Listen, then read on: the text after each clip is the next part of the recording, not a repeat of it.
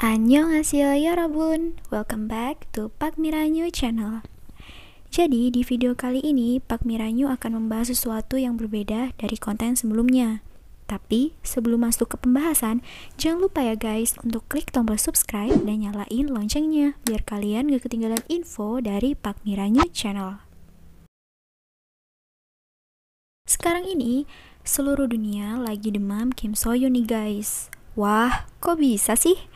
Jadi sebelumnya kita tahu bahwa seluruh dunia pernah demam Song Joong Ki karena dramanya Descendant of the Sun yang membuat baper para penontonnya hingga dijuluki Song Song Couple. Lalu belum lama ini kita juga demam Lee Min Ho karena drama The King the Eternal Monarch yang diperankannya bersama Kim Go Eun. It's Okay to Not Be Okay adalah drama yang sedang naik pohon, bukan naik daun lagi ya guys. Karena drama ini benar-benar bagus banget untuk ditonton. Drama ini diperankan oleh Kim So Hyun dan So Ye Ji sebagai pemeran utamanya. Dan drama ini menceritakan tentang orang-orang yang memiliki trauma di masa lalu dan membuat mereka depresi di masa sekarang.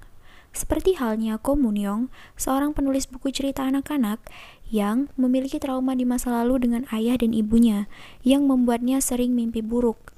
Lalu Moon Sang Tae yang takut dengan kupu-kupu karena ia menganggap bahwa kupu-kupu adalah pembunuh ibunya. Banyak sekali nih guys, teori-teori yang beredar tentang misteri di drama ini, yang sempat membuat aku pusing 8 keliling. Aku akan sampaikan teori-teori ini dengan singkat dan tidak aku buat-buat ya guys, karena ini sesuai dengan teori yang beredar. Gak usah lama-lama, yuk langsung kita bahas.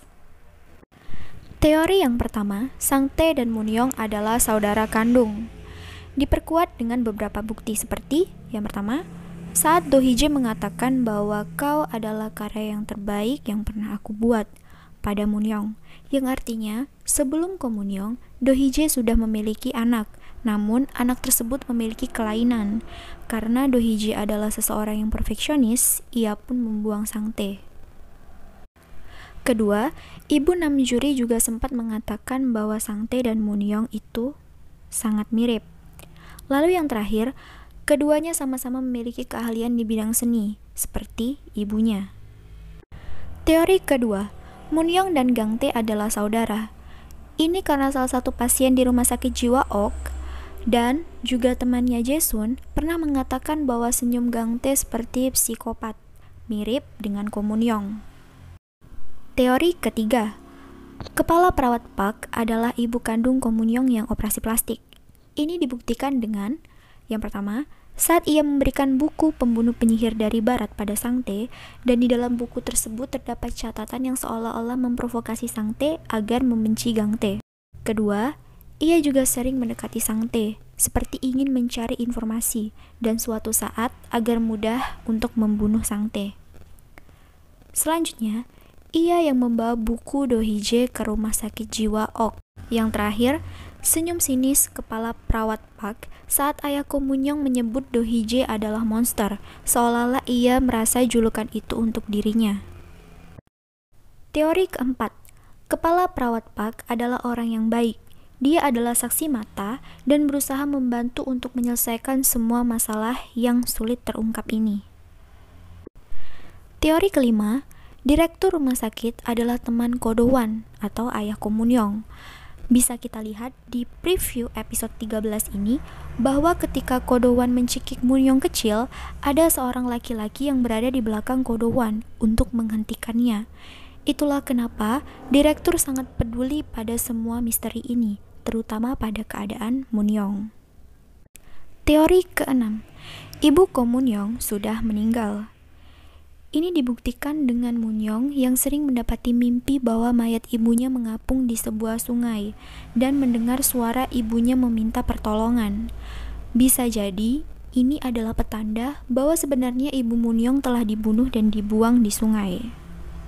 Nah guys, dan yang ini adalah teori yang terakhir dan terpanjang.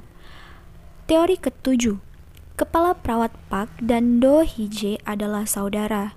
Ini teori yang menurut aku paling menarik dan bisa masuk di akal nih guys.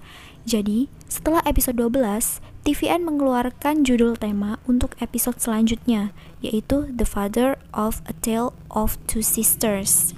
Untuk judul sebelumnya yang kita tahu adalah Romeo dan Juliet ya guys.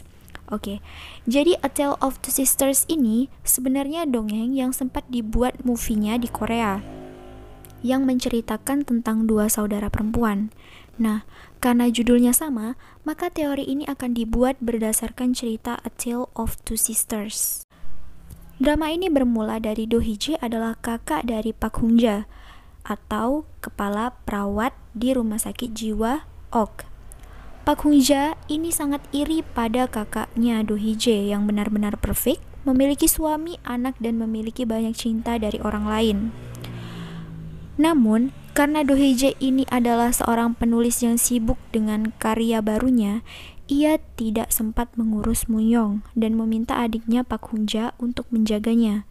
Akan tetapi, bukanlah kasih sayang yang tulus yang ia berikan pada Moon-young, melainkan seperti ancaman yang membuat Moon-young takut. Bahkan, Pak Hung-ja sering berpenampilan seperti Do Hee-jae karena sifatnya yang obsesif dan manipulatif. Moon-young yang saat itu masih kecil pun menjadi depresi karena mendapatkan banyak tekanan dari Pak Hung-ja, hingga membuatnya lupa bahwa saat itu terdapat dua wanita yang ada di castle tersebut.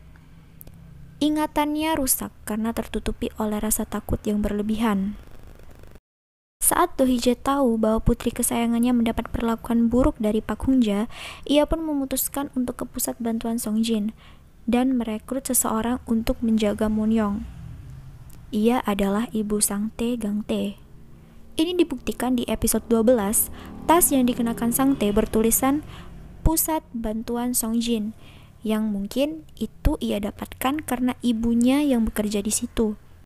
Dan saat itu, ibu Sang-tae mengatakan bahwa ia akan sering pulang terlambat. Mungkin ini maksudnya karena ia bekerja di rumah Moon-young.